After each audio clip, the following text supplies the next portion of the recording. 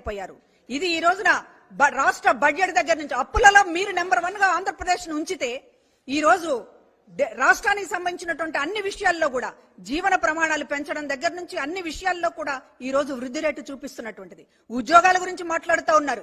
మీ హయాంలో కంటే ఇవాళ 4 రెట్లు ఉద్యోగాలు కల్పించినటువంటిది జగనన్న ప్రభుత్వం కాదా అని చెప్పి అడుగుతూ ఉన్నాం. ఇవాళ వాలంటీర్లు మాత్రమే కాదు, సెక్రటేరియట్ ఉద్యోగులు మాత్రమే కాదు, అవుట్ సోర్సింగ్ ఉద్యోగుల నుంచి ప్రైవేట్ సెక్టార్ల దగ్గర నుంచి మీ హయాంలో దేనితో పోల్చుకున్నా కూడా 4 రెట్లు అధికంగా ఇవాళ ఉద్యోగాలు ఇవ్వటం జరిగింది.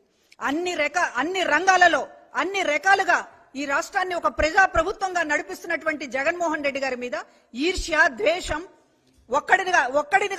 ఒక్కళ్ళముగా జగన్మోహన్ రెడ్డి గారిని ఎదుర్కోలేమనేటటువంటి ఒక పిరికితనంతో ఈ రోజున కూటమి గట్టి ఎవరికి వాళ్ళు ఇష్టం వచ్చినట్లుగా ఈ చార్జ్ షీట్ కి బాధ్యత ఎవరిదంటే ఎవరు చెప్తారు? మీ మేనిఫెస్టోకి మీరు బాధ్యత తీసుకోరు ఎవరు కూడా. ఒకళ్ళ మీద ఒకళ్ళు బదనాం చేసుకోవడం తప్ప మేము కాదంటే మేమని తప్పించుకోవడం. గతంలో కూడా మీరు హామీలు ఇచ్చారు, తప్పించుకున్నారు. మేనిఫెస్టోనే కనపడకుండా చేశారు.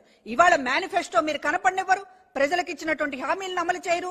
అదేవిధంగా ఈ చార్జ్ షీట్ కూడా మీరు బాధ్యత వహించరు.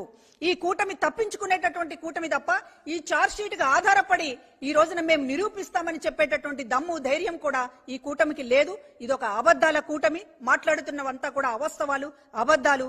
ఈ చార్జ్ షీట్ అనేటటువంటి పేరు ఎత్తేటటువంటి అర్హత కూడా లేదు. నేరస్తుల కూటమి ఇది. ఇవి నేరస్తులు ఎవరైనా నీతులు చెప్తే చాలా అసహ్యంగా ఉంటుంది. కాబట్టి అసలు కుంభకోణాలు చేసిన వాళ్ళు, అసలు అవినీతిలో రాష్ట్రాన్ని నెంబర్ 1 గా నిలబెట్టిన వాళ్ళందరూ కూడా ఇవాళ ఈ ప్రభుత్వం మీద చార్జ్ షీట్ అని మాట్లాడితే చార్జ్ షీట్ కు ఉన్నటువంటి పవిత్రత పోతుంది. దయచేసి ఆ మాట కాకుండా ఇంకొక మాట మాట్లాడితే ఈ దొంగల కూటమికి వర్తిస్తుంది అని అభిప్రాయపడుతున్నాను.